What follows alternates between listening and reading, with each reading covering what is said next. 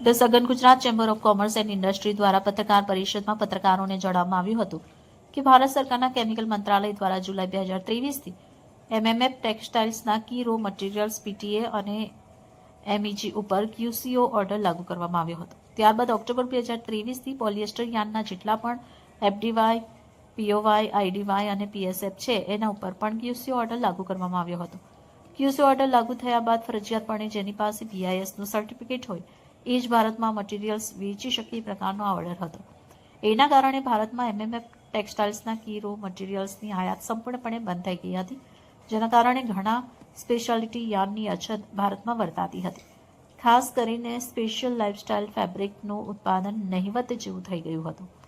આ પરિસ્થિતિને નિવારવા માટે ધ સઘન Gujarat chamber of commerce and industry, ફિયાસવી, ફુગવા, સીઆઈટીઆઈ, નવી દિલ્હી, સીઆઈ સહિત ભારતભરના ટેક્સટાઇલ એસોસિએશનો દ્વારા કેન્દ્ર સરકારને રજૂઆત કરવામાં આવી.